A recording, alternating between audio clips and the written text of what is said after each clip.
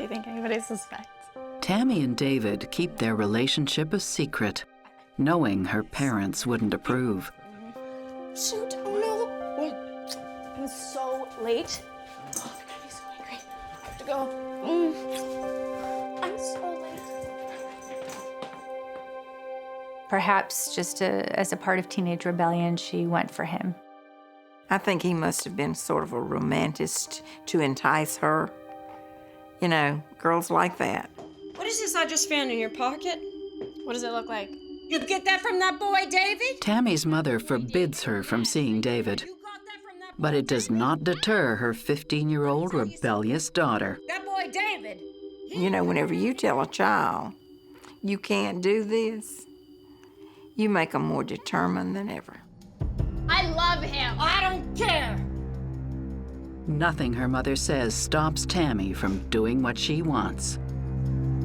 The relationship only intensified because of Tammy's mother's opposition. That had she allowed the relationship to run its course, likely it would have fizzled out within a matter of months and the two would have parted. But because her mother was so adamant that the two stopped seeing each other, it only made them want to see each other even more. Shut up. I think they were slipping off and seeing each other anyway. She must have been pretty intent upon doing things her way. Months go by, and Tammy shows no sign of ending her relationship with David. Her mother has had enough Tammy? and decides to take drastic action. She has her daughter committed to a facility for people with behavioral problems. A lot of times when parents were having difficulties with their children, they would send them to charter to get, for 30 days to kind of get them straightened out. Make sure that, they didn't have any emotional problems and that they could function in the world, whether they needed medication, things like that. They did it more or less to keep her away from him. I think it was more of a scare tactic than anything, just to wake her up and make her realize that she was going down the wrong path. The fact that Tammy's parents sent her to an institution tells me that they're desperate. Tammy Ellis's mother commits her to a psychiatric hospital to break up her relationship with bad boy David Gatlin. Shortly after, David leaves town to join the military. Their relationship is over. This is in the late 80s, early 90s. There's no Facebook, there's no cell phones. It's pretty easy to lose touch with somebody under those circumstances, and so that is what happened. They just lost touch. After a month in the facility, Tammy gets out and starts to rebuild her life. She finished high school and then went on to community college. She was working, going to school, leading her life, and I believe that she had aspirations to do bigger things. But she still misses David. She was still probably thinking about that forbidden fruit, She never really got to be with him like she wanted to. She loved him. 4 years later, David leaves the National Guard and has just one thing on his mind. The young lovers rekindle their passion and pick up where they left off. But they still face an obstacle: Tammy's mother. Even though she's now an adult, Tammy is still desperate for her parents' approval. Because of the history between David and Tammy in the past, Tammy knew that her family wouldn't approve if she was going out with him again. So Tammy comes up with a plan. Oh, I'm nervous. She tells her family she has a new man in her life. A man named Glenn. Okay, wait, let me look at you. Okay. Yeah. They were told that she was dating Glenn and that he was this great guy who just gotten out of the National Guard.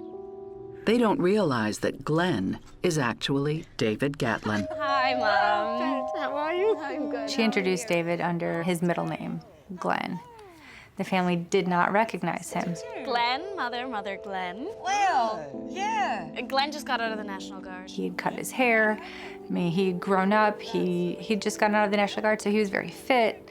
It just seemed like a much more responsible young man. I don't think, right to start with, they realized that it was the same person. Her parents were none the wiser. He was a little bit better at playing the game.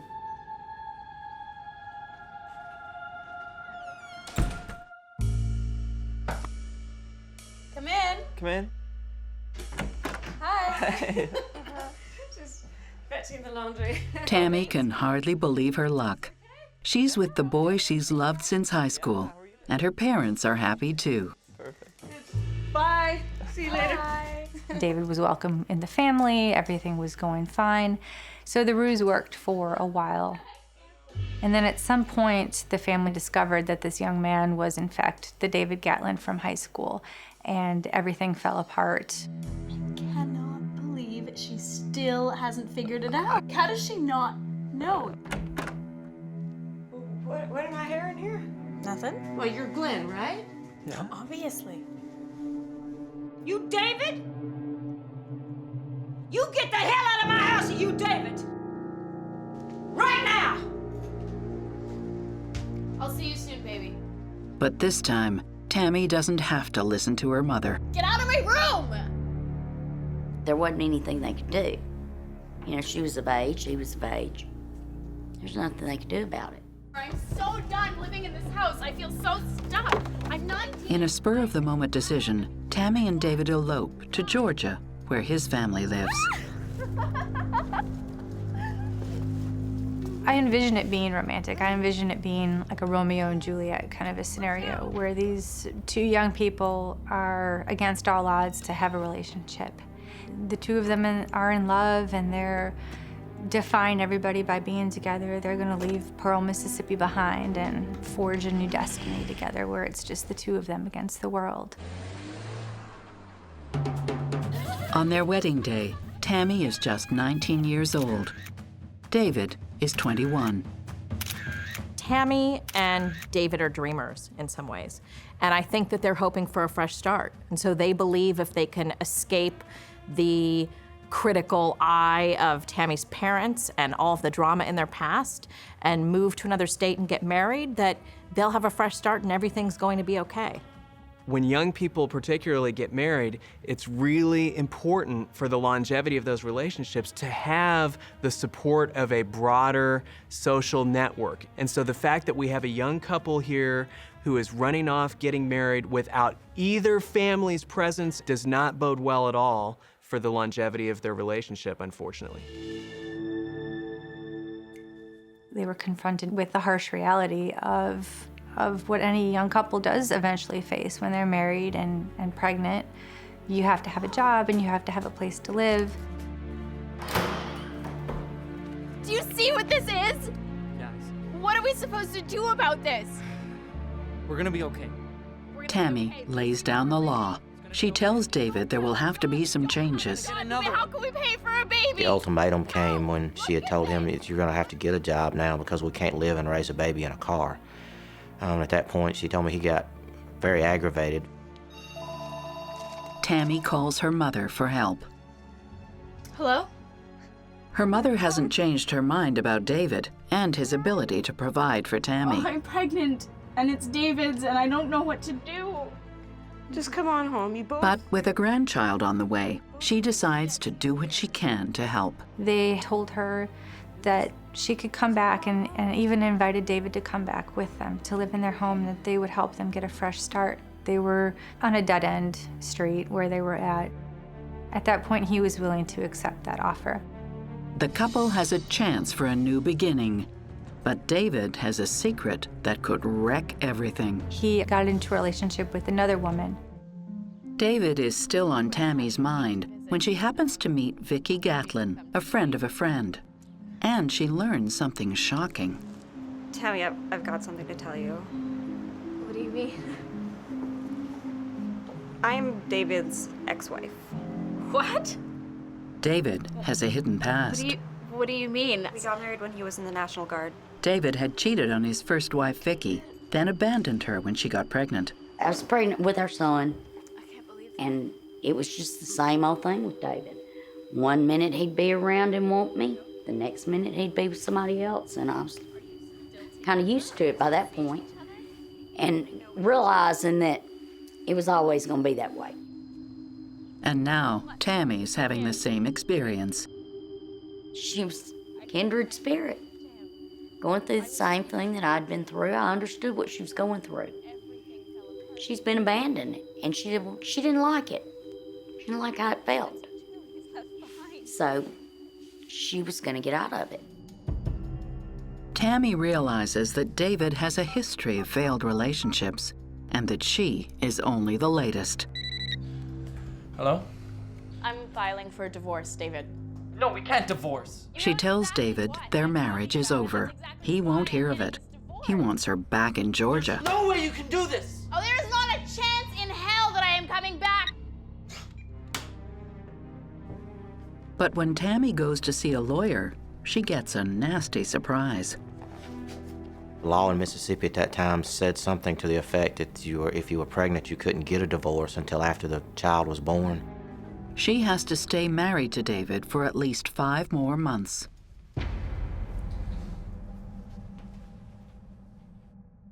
Meanwhile, Tammy finds some support from an old friend, Randy Walker. I was living in Meridian back with my parents. My mom and dad and her mom and dad were good friends. And there was a conversation between them somehow, and in that conversation they mentioned that Tammy was back at home. Randy and Tammy haven't seen each other since they were kids. They decide to rekindle an old friendship.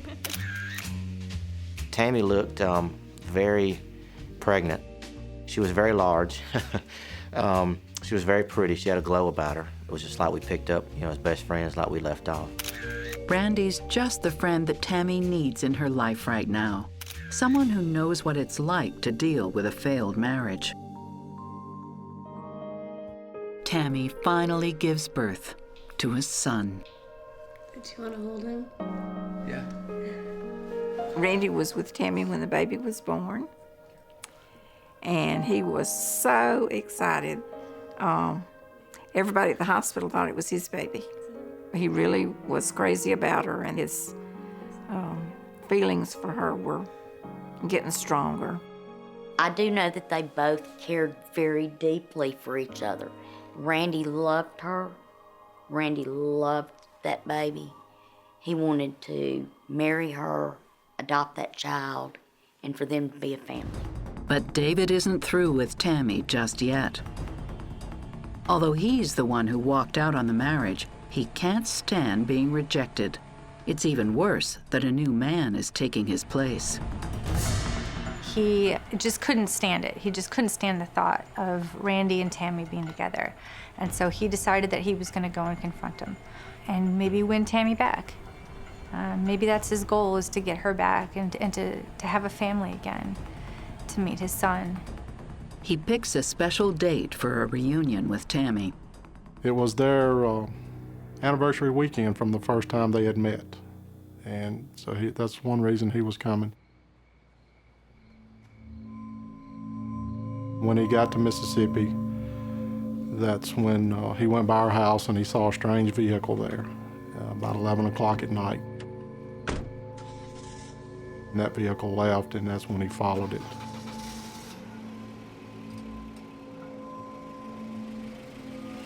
David follows the car to the neighboring suburb of Brandon, Mississippi, to the Overby Trailer Park. David Gatlin, estranged husband, finds his wife Tammy and their newborn baby at a trailer park in Brandon, Mississippi. Just minutes later, gunshots ring out. Neighbors at the Overby Trailer Park immediately call 911. Dispatch came across the radio and said that she had received a 911 call about someone being shot. Detective David Ruth is the first police officer to respond. As we were approaching the mobile home, the first thing I detected was some blood spatters on the steps and the front porch of it. And then I saw some on the front door. And there was a blood smear. So I knew at that time that there was something, bad wrong on the inside.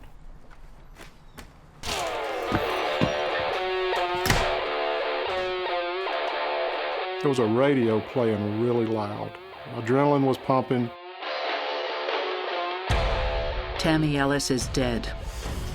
She has been shot in the head. Just a horrific sight.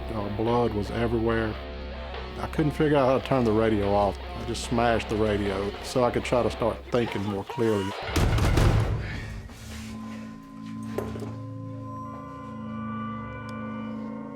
I knew the victim on the bed had been shot. That was really clear. I caught something out of the corner of my eye. And when I focused on it, it was just one of the most horrific, heart-wrenching things that I had ever seen in my career. And it was a small infant child laying there covered in blood. So I immediately had picked it up and was checking it. It seemed like time stood still at that point. I feared the worst. I feared that the child had been shot as well. Thankfully, the 7-week-old infant appears completely unharmed. I couldn't find anything, any signs of injury. Then they hear something in the next room. Cautiously, the police investigate, knowing the killer might still be in the trailer. First thought that come to mind was possibly a murder-suicide. And that's when we encountered a male subject on the bed, and he was also covered in blood. It's Randy Walker. Just like Tammy, he's been shot in the head. For the murder. Police don't have to wait long to find the shooter. David Gatlin turns himself in later that day. Everyone started yelling and He tells police he is responsible for the shooting of 2 people in the trailer that morning. His estranged wife, Tammy, and her friend, Randy Walker. Tammy Ellis. First impression of David Gatlin was just a young man, clean cut, just one that you wouldn't think would be involved in something like this. According to David, he entered the trailer that morning looking for his wife. He heard Tammy in the back, and he went back there. He had caught his wife in bed with somebody else, with another man. What's wrong? Who is that? What are you doing? David confronts Tammy, and the situation quickly spins out of control. He became enraged to think of the fact that his wife was out in Mississippi with their baby in a relationship with another man. We're still married. You're still my wife. No. Yes, you are. He was asking questions. They were arguing, and he said he became really angry at her because she had told the male that she was divorced. I'm not coming with you, David. Really?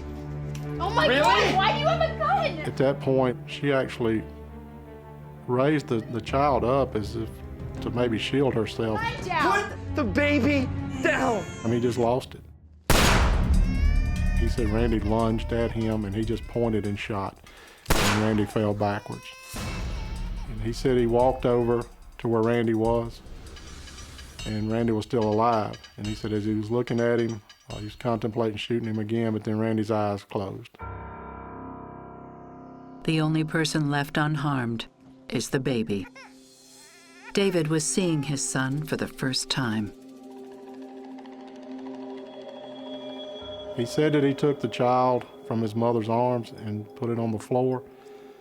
The reason he didn't take his child is because he was unsure of what he was going to do. He was unsure of any confrontation with the police, if there were going to be a shootout or anything. David must now reckon with what he did and why. David knows there's a possibility that the Mississippi jury will accept his defense. If you went through a jury trial and the jurors believed it was truly a crime of passion, then you may not be convicted. They may find you not guilty. But at the preliminary hearing, David gets a shock. He thinks he left no witnesses to the killing. He's wrong.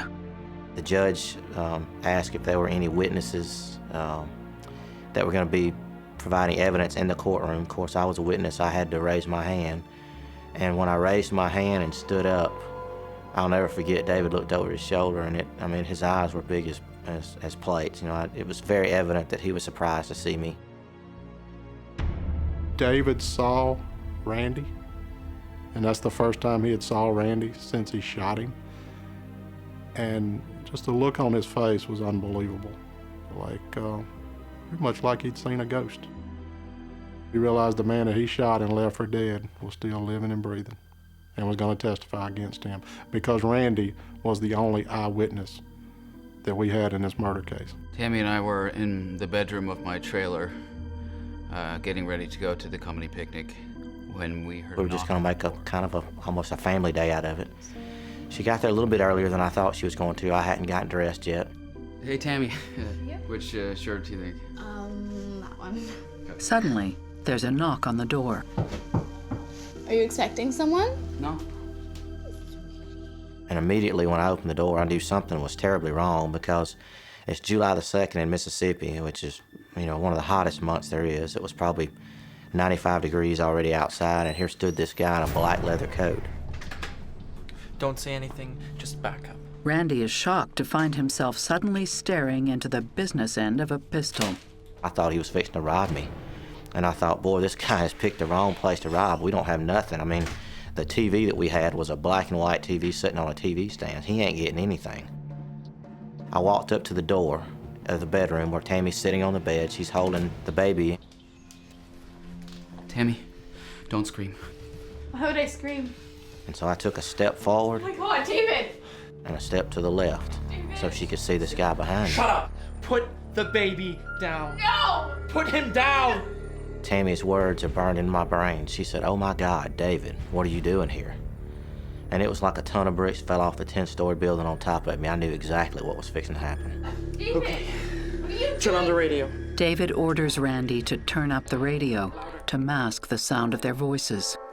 David, Shut up. what are you doing? As Randy watches helplessly, David and Tammy argue over whether she should go back to Georgia with him. I do remember at some point there was something said to the effect of, if I can't have you, nobody's going to have you. David turns to Randy and tells him to do something that makes his blood run cold. Take off your pants. Do it! Shut up. Do it. David wants to make it look like Randy and Tammy were having sex.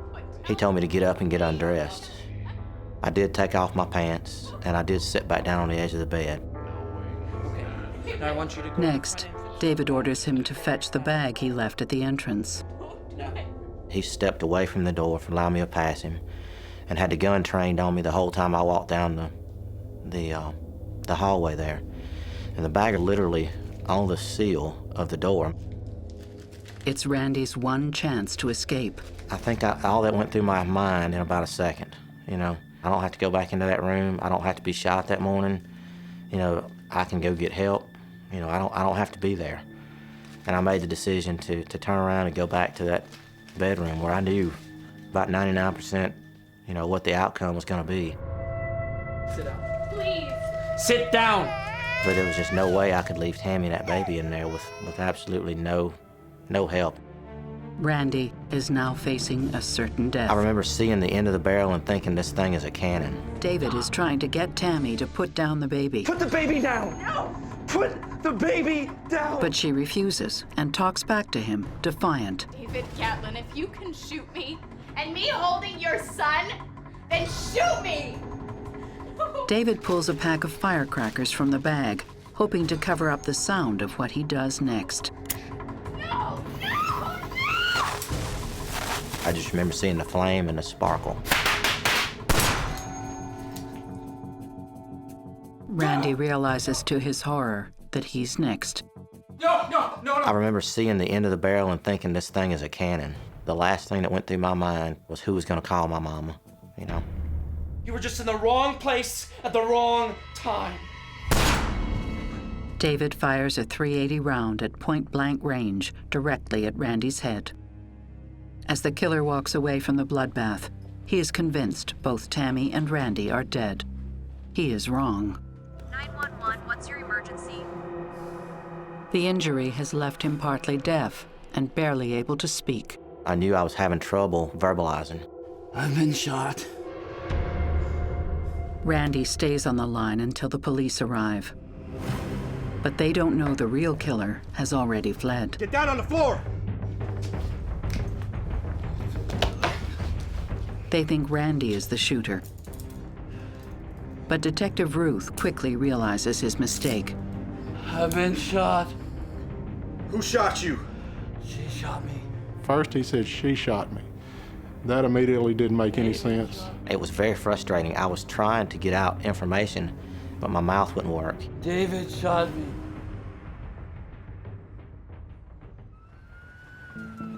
Randy is rushed to the hospital in critical condition. When I first saw him, he was swelled really bad. He was on a ventilator. He just looked like death warmed over. It was hard to believe that he would be okay.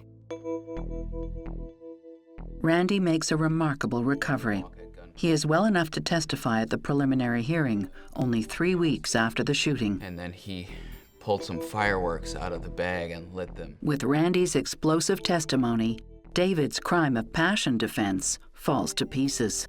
It becomes obvious the killing of Tammy was coldly planned and executed. He shot Tammy in the head. If a jury convicts him of Tammy's murder, David could face the death penalty. Instead, he decides to plead guilty in a deal to avoid capital punishment. He is sentenced to life plus 30 years. When someone receives a sentence as stiff as David, he's expected to live the rest of his life in that prison until he dies. The general consensus was we wanted this guy in forever, where he could not get out. But the story doesn't end there. After 15 years in prison, David Gatlin is accepted in a special program that allows him to work at the governor's mansion in Jackson, Mississippi. Everyone connected with the case is livid. I was upset. I actually made calls to the governor's mansion. I tried to intervene. When Governor Haley Barbour leaves office, he causes further outrage by granting a pardon to 248 convicts, including David Gatlin. We expect the penal system to keep these people who we convict locked up and away from our law-abiding citizens. And 248 of them got out that day. The pardon leaves David Gatlin a free man after serving only 17 years in prison. With his criminal record expunged, he can start a new life. You're always wondering if somebody that you had put away for prison for a long time is sitting there looking at you. You know, you have to protect yourself.